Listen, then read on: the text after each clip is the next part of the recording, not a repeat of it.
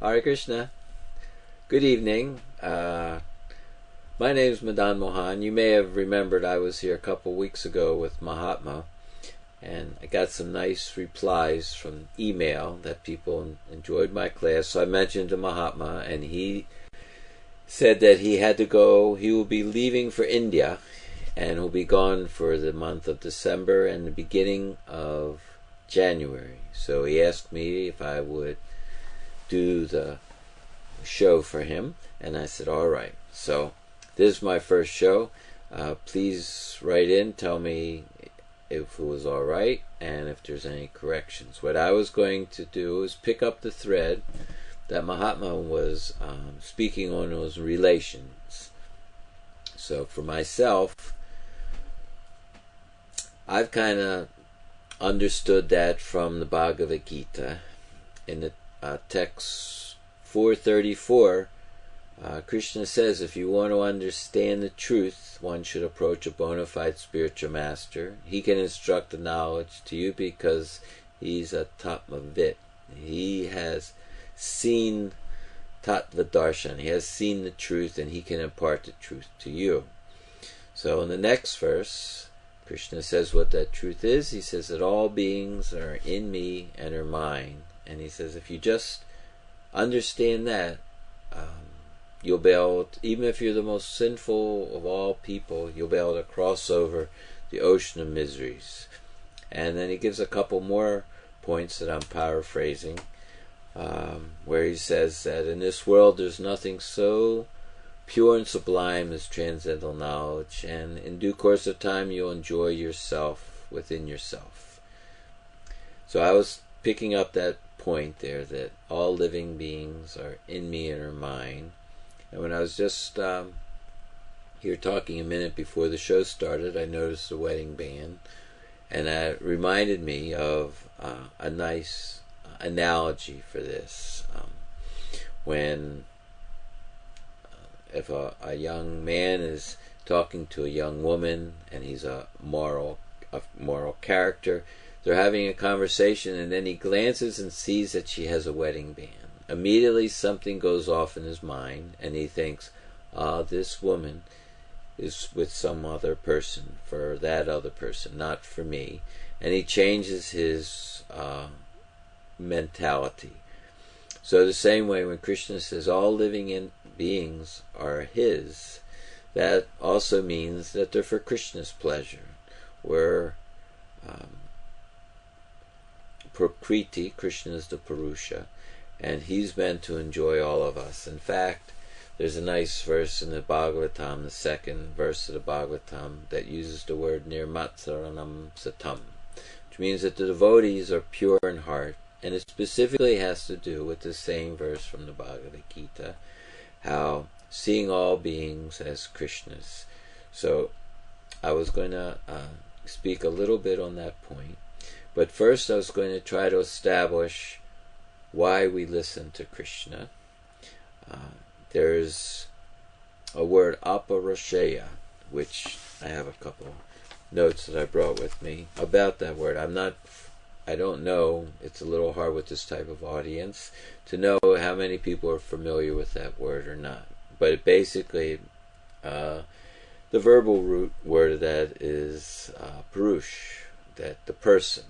And it's not made by a person. It's not made by any created person. This is eternal knowledge. So, in the Bhagavatam 2.4.22, it says, the Vedas are therefore called aparasheya, or not imparted by any created being. Before the creation, the Lord was there, Narayana Paro Vyakta, and therefore the words spoken by the Lord are vibrations of transcendental sound. So he's establishing that the Vedas, the knowledge that we have, is different from ordinary knowledge. And another point on the same point, I may jump around a bit, that's kind of my style. I was reading from the Chaitanya Bhagavat, very nice book about Lord Chaitanya's pastimes, and how when he came back from Gaya, he was a changed person. that was a change in his mission and how he related with everyone.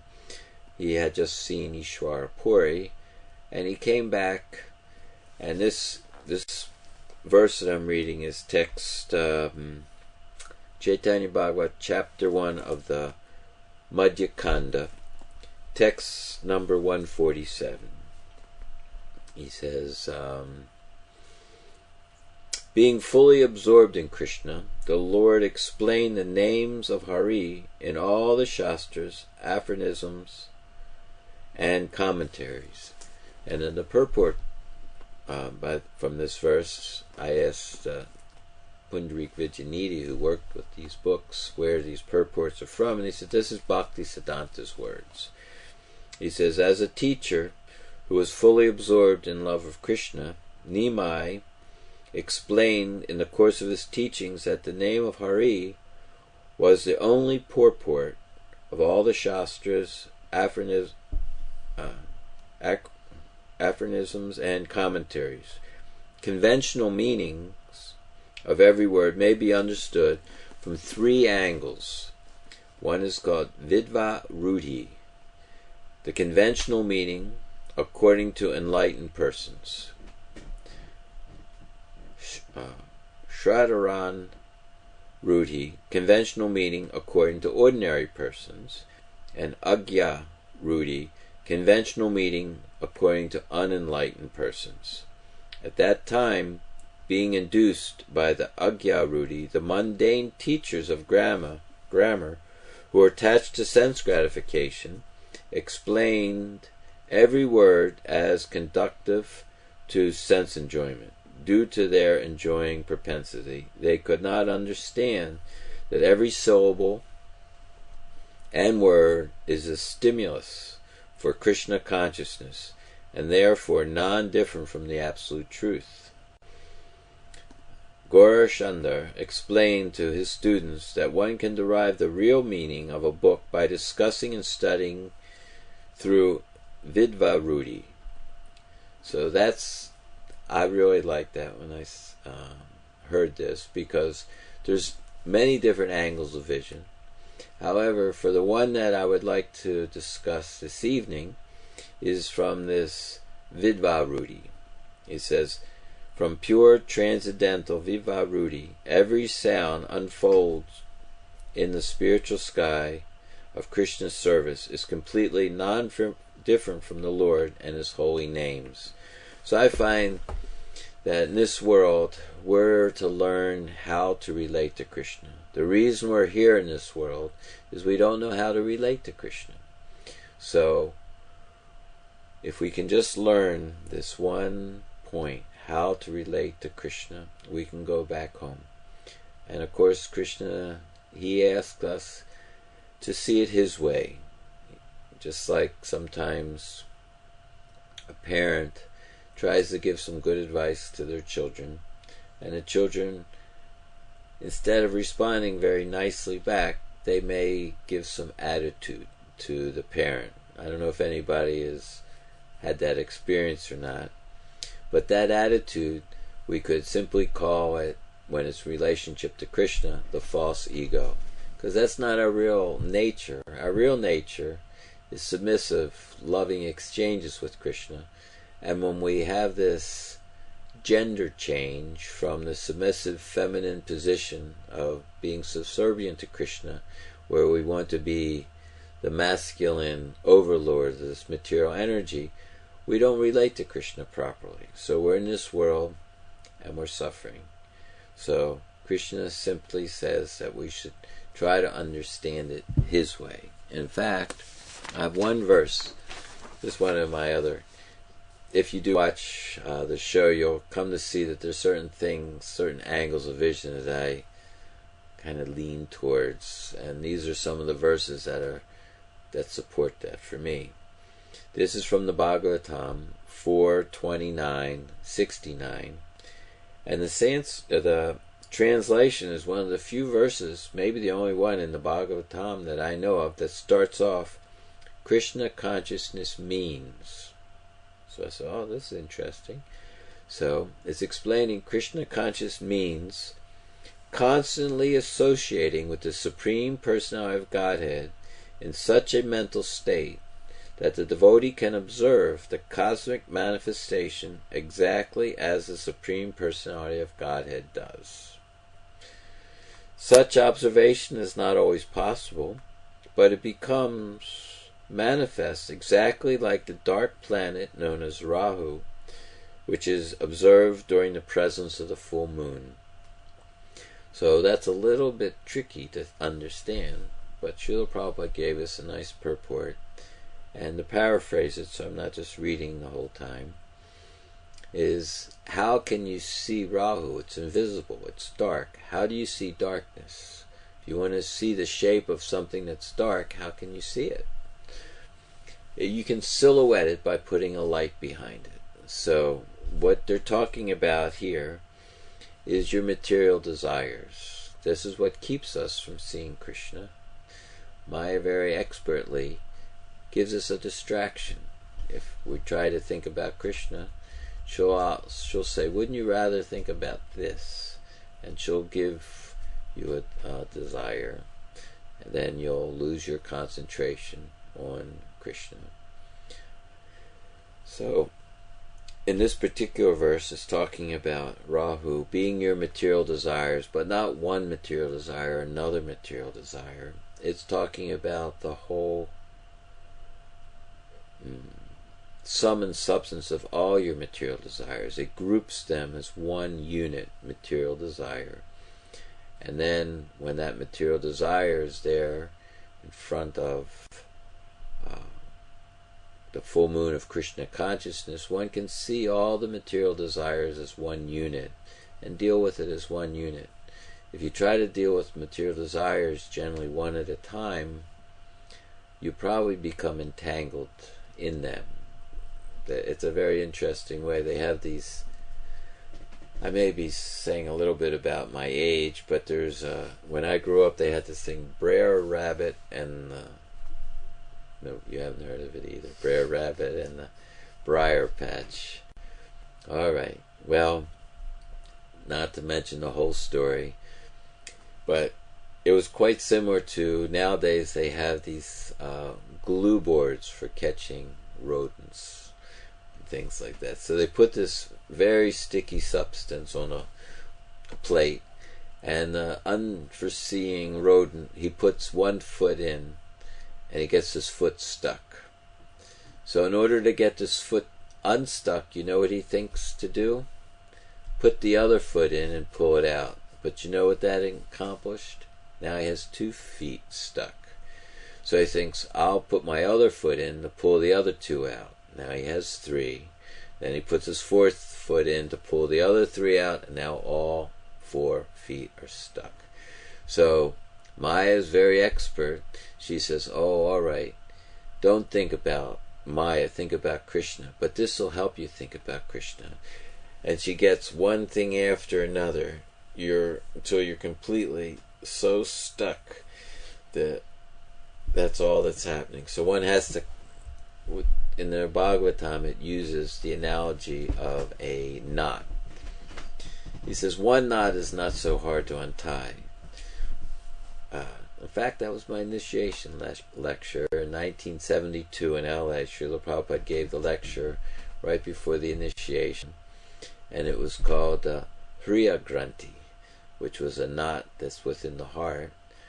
And it says that generally in this world we're here to figure out how we can enjoy this world to our maximum extent. And that's our material intelligence. So one gets, Prabhupada said that first he finds a nice lady, and then they said they need an apartment, a place to go to be together. Then they need furniture. Then they need a job to get the furniture. And then they need friends. And he said in this way, each one of these ties them more into the material energy. He says, so one cuts through the labyrinth knot of material entanglement with this sort of knowledge. So that's where we came in. I have a little bit of what I call tangentitis. I can kind of go off on a point, but we're going to stick back to Aparishaya that the knowledge that we're getting of our relationship with Krishna is not man-made. It comes from the transcendental abode of Krishna, is Vedic knowledge, and the Vedas are always divided into three categories: Sambandha, Abhideya, and Prayojana. So I have a couple verses where I'll read what Lord Chaitanya said about that, so we'll get it clear. Lord Chaitanya Mahaprabhu continued. He says, the Supreme Personality of Godhead is the central point of all relationships. This is what I wanted to establish, this point. Acting in devotional service to Him is one's real occupation, and the attainment of love of Godhead is the ultimate goal of life. These three subject matters are described in the Vedic literature. So if you to remember that, it's Krishna is the central point of all relationships. Acting in those relationships is our real constitution, occupation, and obtainment of love is the ultimate goal of life. So that's all Vedic literature. Everything you read is divided into one of these three categories. So in the purport, it goes on to explain that, and then I'm going to skip. That was from Madhya Lila 6:179. I'm going to go on to Ancha Lila 7.73, where it says, according to Vedic principles, there are three stages of spiritual advancement, namely Sambandha Gyan, Abhideya, and Prayojana. So these are Sanskrit words. We're going to go over what each of these mean, and then mostly concentrate on Sambandha Gyan. An interesting point to be made on that there's a deity for each of these three categories: Sambandha, Abhideya, and Prayojana. So Sambandha means knowledge. Abhideya is your practical utilization of that knowledge, and then Prayojana is the goal, which is love of God. So Gopinath is for the Prayojana, and for acting with your body, mind, and senses is Govinda, the pleasure giver to the senses. And for Sambandha Gyan, it's Madan Mohan. So Srila Prabhupada named me Madan Mohan Das, so I figured there's some point to establish this. It's also in the introduction of the Chaitanya Charitamrita and in the first chapter too.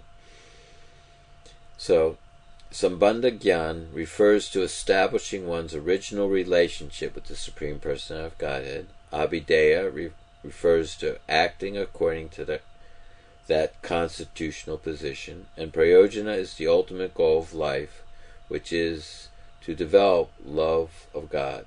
And Lord Chaitanya, he makes the saying of that there's different goals of life, like the Purusharthas, or generally Dharma, Artha, Kama, Moksha. But these are actually not goals of an enlightened person. These are the unfortunate tricks of Maya to become entangled in these.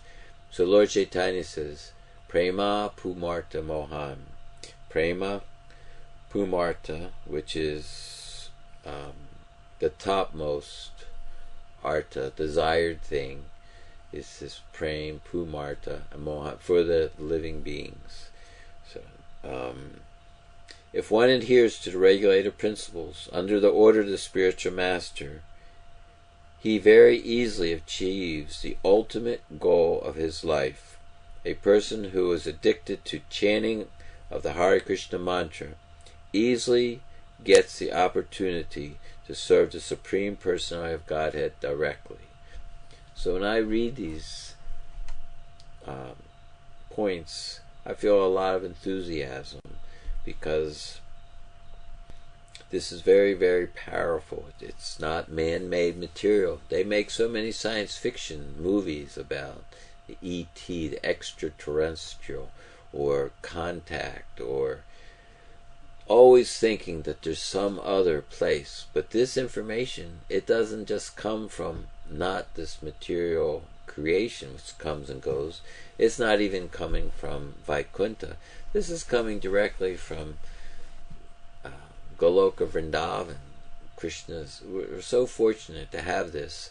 So we should understand it clearly so we don't compare apples to bananas. This is Golokera Premadan Harinam Sankirtan. This information is not made by somebody with a fertile brain. This is information that exists eternally, and that through the disciplic succession is coming down to us perfectly.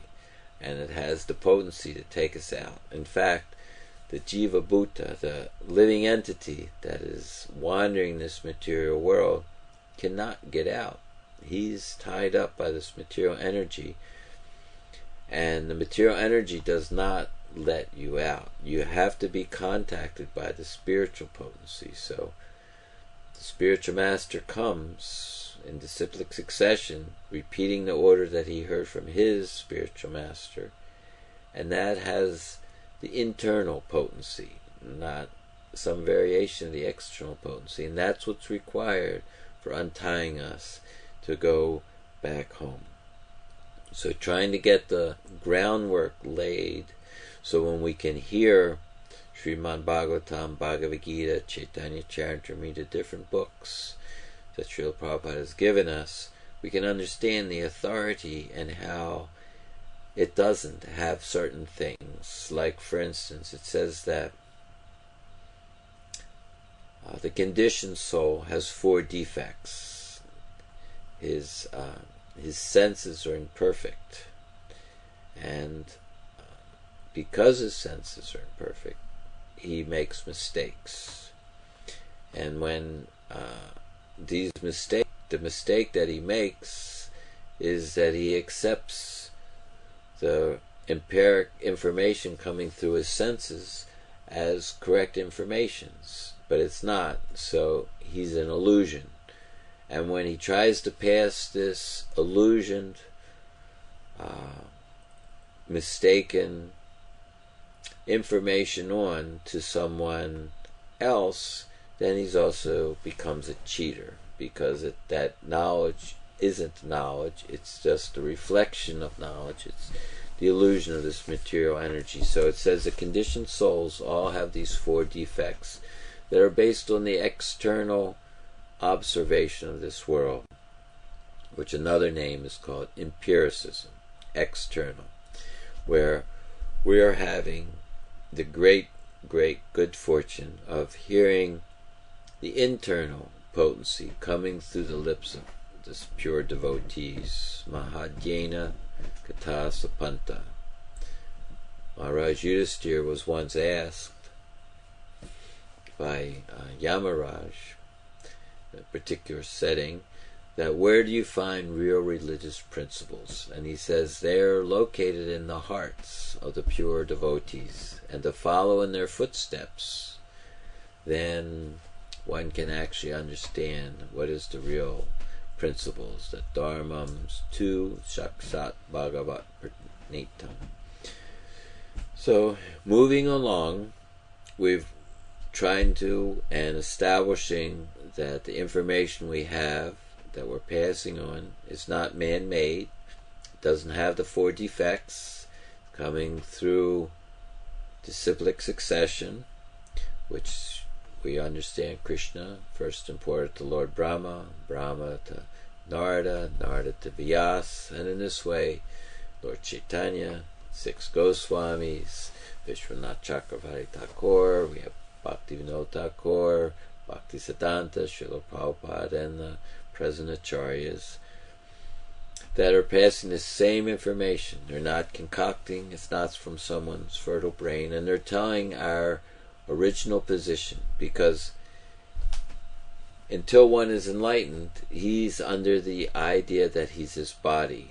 How many times Prabhupada said, we're not this body. That's so we can develop an intelligence that sees if we act on the level or act on the idea that we're this body, those particular points are explained in the Bhagavad Gita as being a fruit of activities. This is going to be probably my talk next week, is I'm going to talk about 3 categories. What fruit of activities are, so we're going to make a whole list of synonyms, characteristics, what fruit of activities are. Then we're going to make a whole nother list of transcendental activities, how they're different from fruit of activities. And then with those 2 columns, we're going to put one more column right in between that's called choice. And then on this one piece of paper, we'll have the process of nescience, the process of knowledge side by side, and our choice to choose and enjoy the full blessings of immortality, which is from the Sri Upanishad. So that particular point will elaborately explain all the variations of the bodily conception of life. What are the different ways we think? What are different things that we do? And then we'll also see the transcendental perspective. So when we see these 3 on a piece of paper, they basically are the internal potency, the external potency, and us as jiva souls being right in the middle as the marginal potencies. And that we're going to use as a light to see in all activities what the real value of every opportunity is by seeing how to properly use that choice.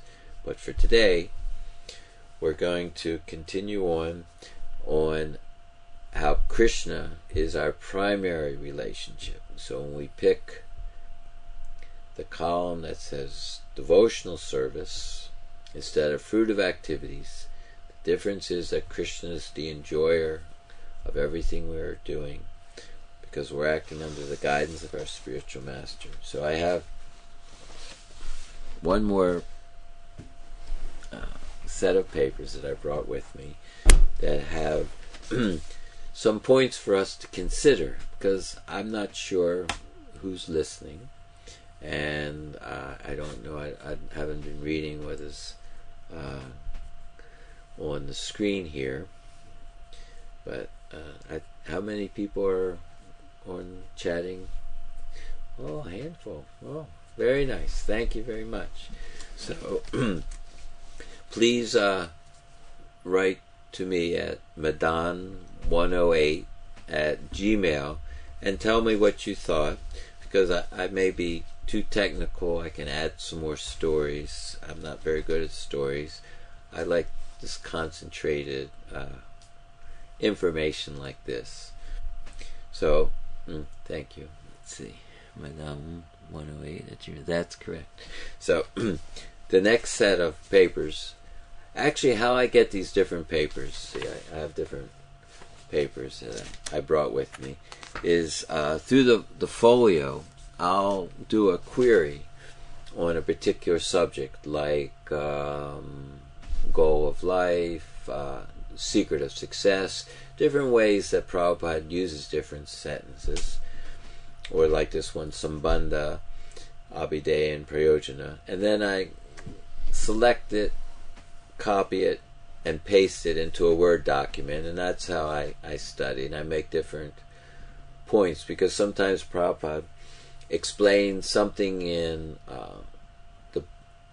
how he does it when he writes it in the books, in his purports. Then he uses it in a lecture. He may explain it a little bit differently or a little bit more, according to if he's lecturing in Los Angeles or if he's lecturing in India. There's slight variations according to his audience. And then he may use it again in a letter, which is directed specifically to someone. And this way you get a kind of a rounded view. Like, for instance, one time when I did that, I looked up the word Shraddha, which generally means Ado Shraddha Sadhusanga. It's translated as faith, mostly. Or actually in that verse, Prabhupada translates Shraddha as a preliminary desire for self-realization. In other places he uses the word Shraddha to mean a little regard. Like if someone says, oh, those Hare Krishnas are some nice people. That's actually Shraddha. It's faith, but it's just a little regard. It's a little respect, a little appreciation. So in this way, you kind of get a feel for the word more than just how he uses it in one particular situation or the way that it's defined in the word for word. So these particular set of papers I won't read them all because it would, generally if you read after a while it's hard to listen. But this one was entitled that we're dealing always just with Krishna, because this is the idea of Sambandha Gyan. Just like when we went through to recant that point, when you thus learn the truth, you know that all beings are in mirror mind, or like the wedding band, everybody belongs to Krishna. And this is very helpful because there's a nice verse, 112, that the second verse of the Bhagavatam, that talks about Nirmatsaranam Satam, that the devotee is thoroughly pure in heart. The threefold miseries exist no longer, they're uprooted, he can understand what is reality. So this is a very special condition, and it means non-envious. It's the way the word is put together, the dhatu of nirmatsaranam is non-envious. Envy is the root. So to be able to deal with every person so Krishna is pleased by what you're doing is very nice. Just like Srila Prabhupada, our Acharya, he's always signed his letters, your ever well-wisher, because he was. And everybody who came in contact with Prabhupada, when he looked at you, you could feel that. Sometimes someone looks at you, you can tell they're thinking about how they can manipulate you in different ways, and it doesn't feel very nice. But when Prabhupada did, you could feel that the love of Krishna coming through him. So this, there's another nice verse on the same point that helped me a lot. It was 10:14:7.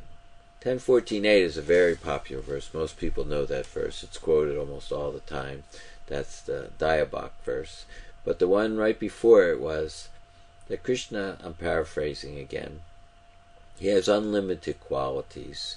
He says, even if you could count all the grains of sand, all the snowflakes, all the molecules of sunshine, you still would fall short of Krishna's qualities. They're unlimited qualities. And in the purport,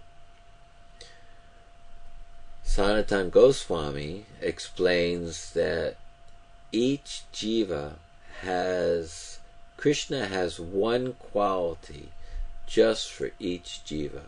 Just like when you may know 20 people, 30 people, and your relationship with each person is slightly different. Because they're a different person, you relate to them differently. So Krishna has a loving exchange with every person. And what you have to give to Krishna, your unique love that's you, to give to Krishna, nobody else has that. So Radharani, on down, wants Krishna to enjoy that love that he can't get anyplace else. It's the most rare thing. Each person is the most rare person because there's only one of you. And Krishna wants to exchange love with you because we were created for Krishna to enjoy.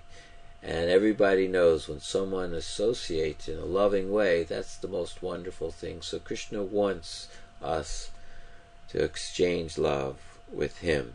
And Radharani, one thing she always does is she brings different persons for Krishna to enjoy. That variegatedness Prabhupada called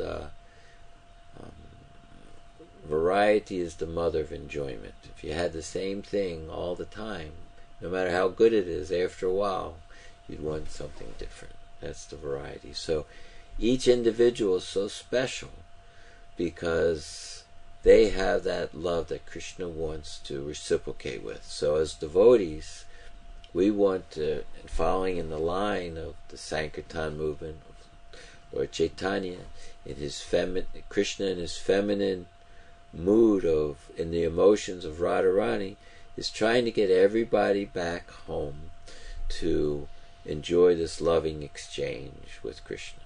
So when one sees like that, then his end goes away, his mode of passion goes away. He sees that all living beings are meant to be enjoyed by Krishna. So that's our primary relationship.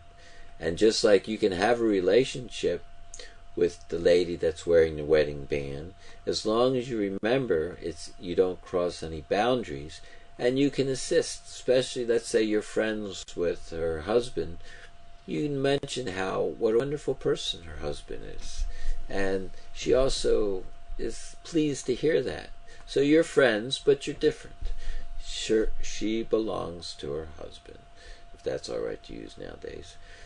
And the same way, we all are meant to have that loving exchange, and actually only that loving exchange will satisfy us.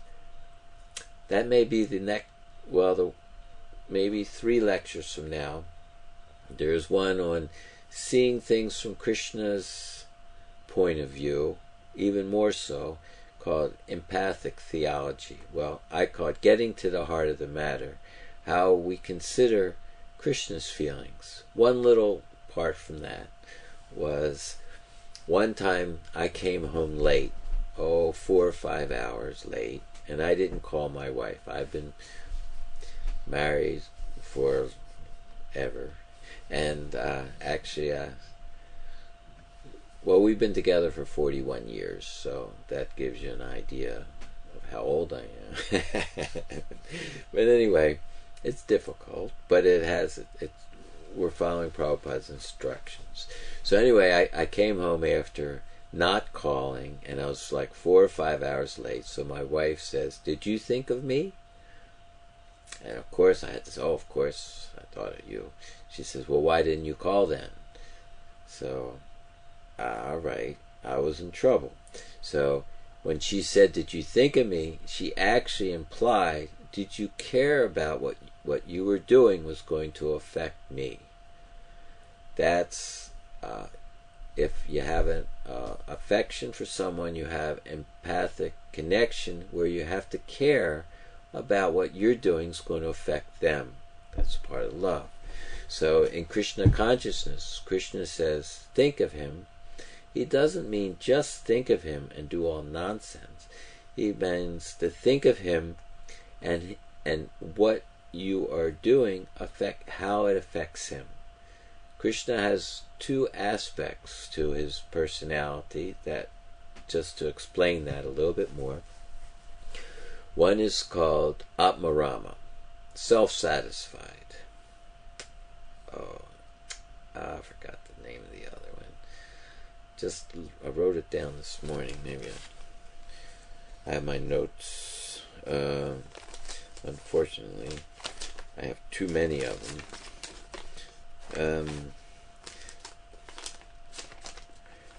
And the other one, I did find it, from my nice friend Mukunda, who's just like a nice gulabjaman. He's got so much juice of Krishna nectar. If you just bump into him, all this juice comes out. He told me the other one called Pararama. No, yeah.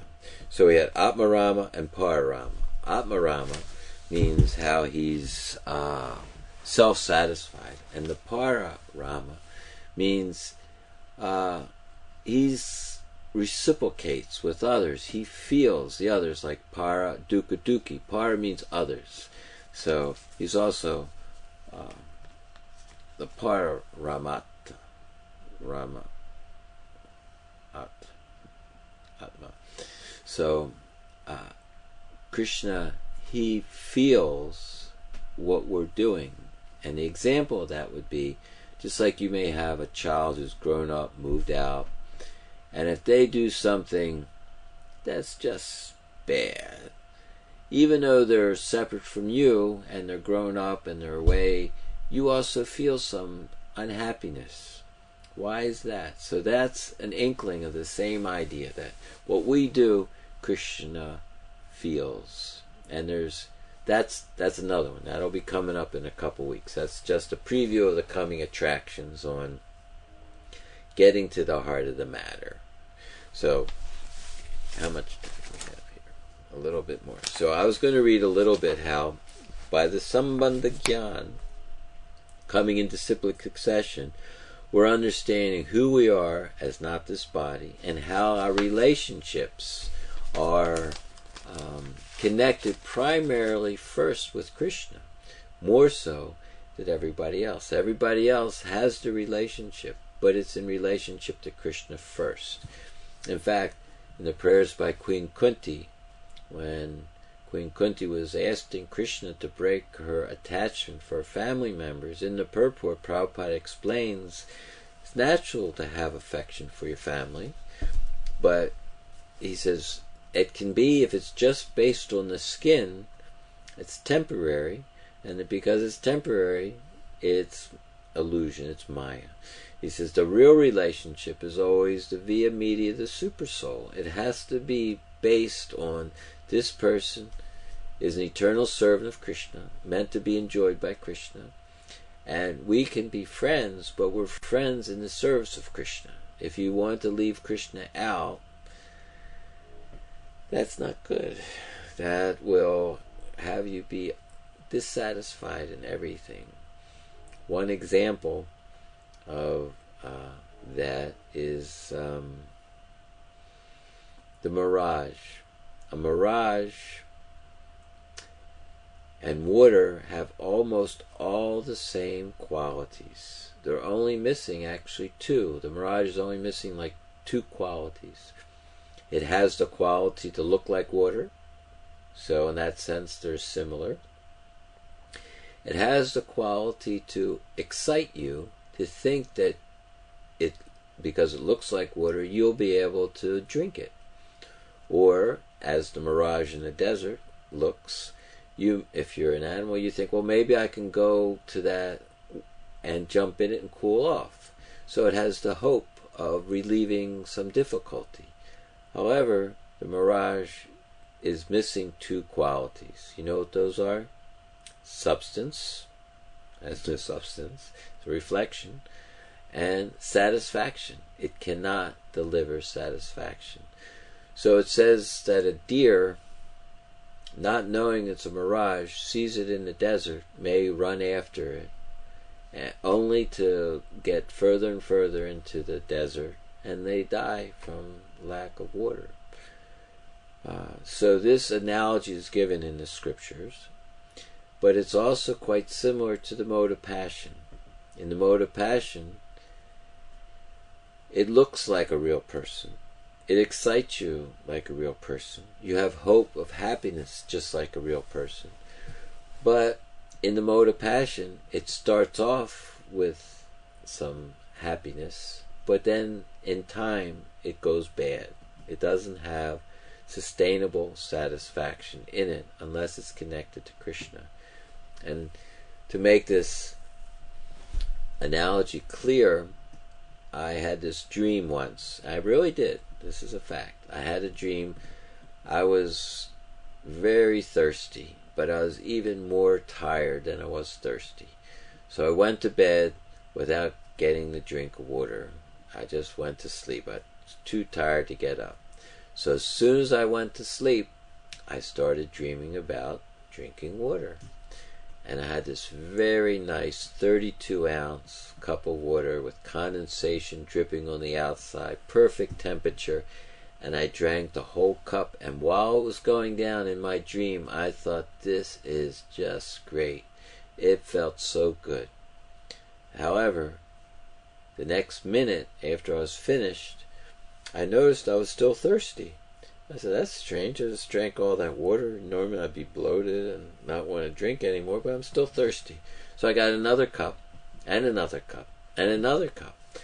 And I think, this is very unusual. I'm drinking gallons of water, and I'm still thirsty. Because you can't satisfy your thirst while you're in your dream, when your body on the gross platform is the one that's thirsty. So I woke up finally, went and got a cup of water, and I was fine. So I hooked those two analogies together, that in this material world, the mode of passion, only for a short period of time, like drinking the water in the dream, it seemed like I was drinking water and I would be quenching my thirst. But you're not, because the nature of the soul has its relationship to Krishna. And when one doesn't have his relationship to Krishna, the ones in the material world, just like drinking the water in the dream, doesn't get to the soul. It's on the wrong platform of existence. It's the temporary platform, so it's compared to the mode of passion. So one has to wake up, Jeev Jago, Gora Chandra Bole, and then he can get his real satisfaction. So Atma Suprasiyati. So when 126 Bhagavatam, it says that in order to have your Atma Suprasiyati, yourself actually satisfied, you have to be connected to Krishna without a motive of exploitation, and it can't be interrupted. So then it's pure devotional service and one becomes satisfied.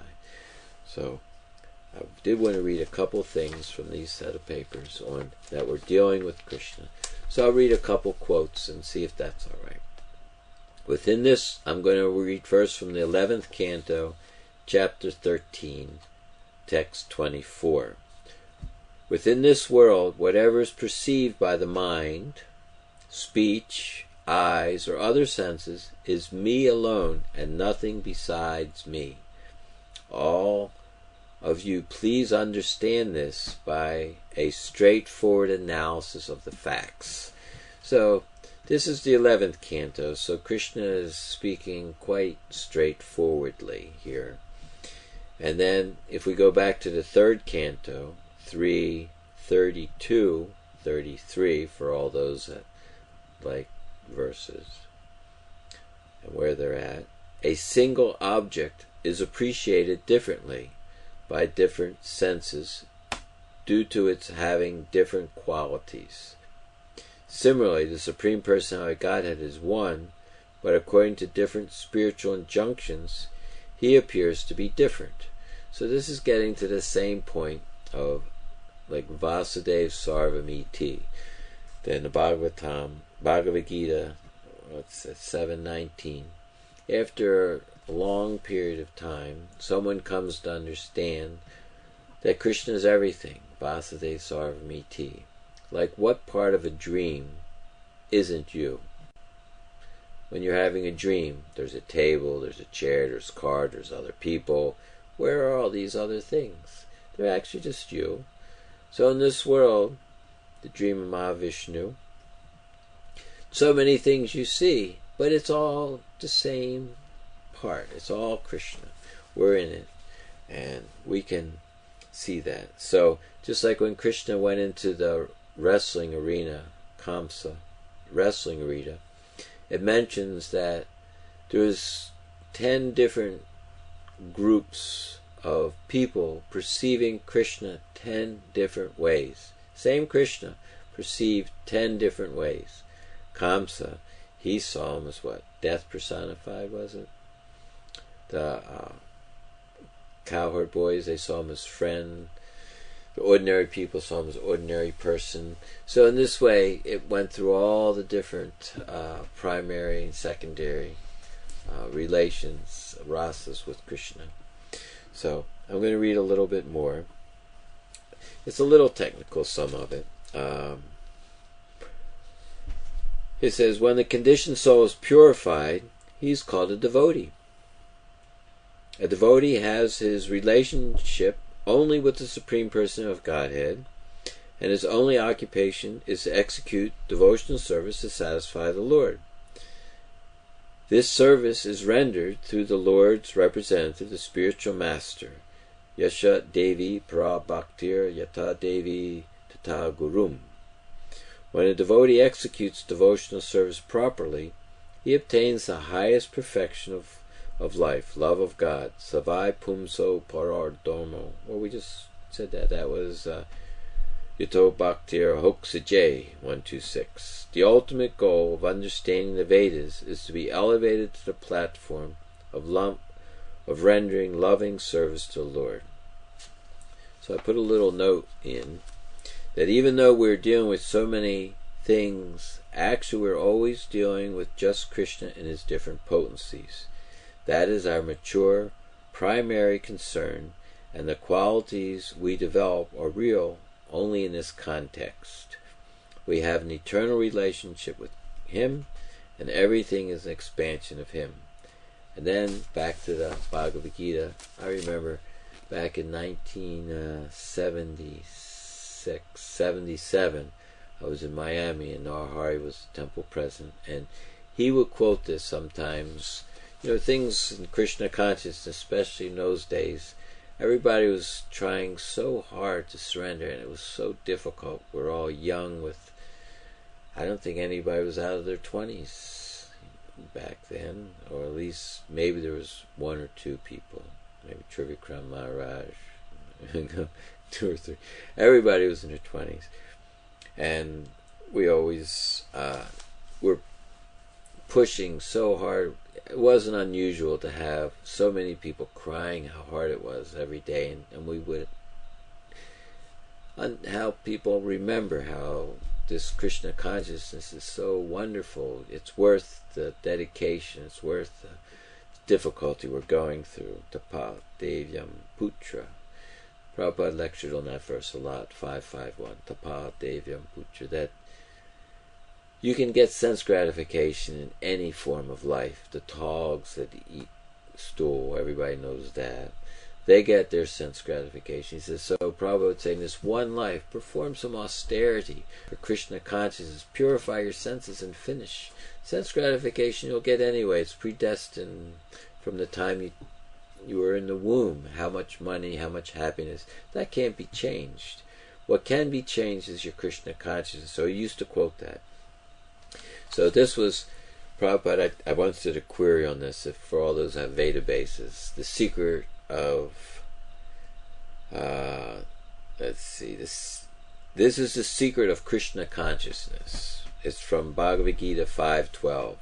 Realization there is no existence besides Krishna is a platform of peace and fearlessness.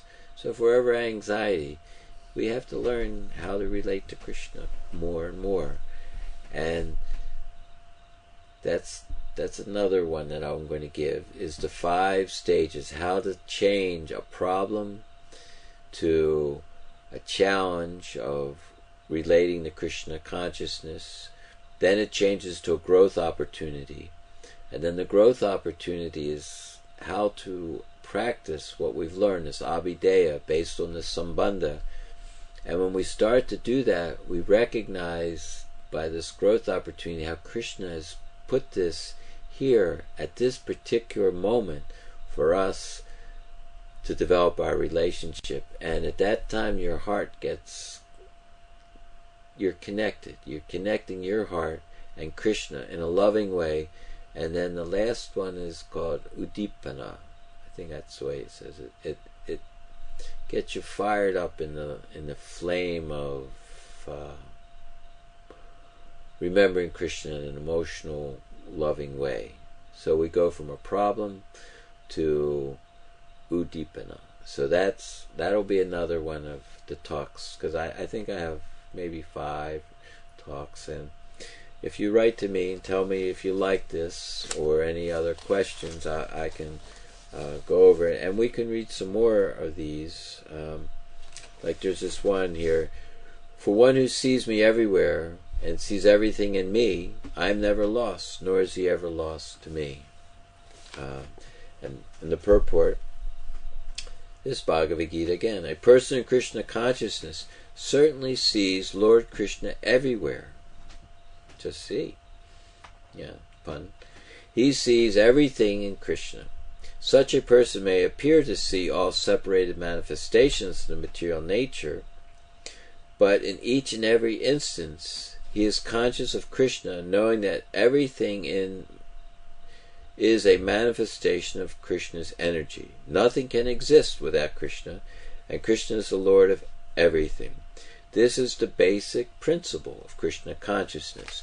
So, since we're talking about relationships, I thought it would be nice to go back to the Vidva Ruti, to hear from Krishna the enlightened, transcendental knowledge is coming through the Aparashaya, not man-made, not full of the four defects, coming through the cyclic succession, so we could understand what real relationships are. So when one acts in that relationship, Sambandha, Abhideya.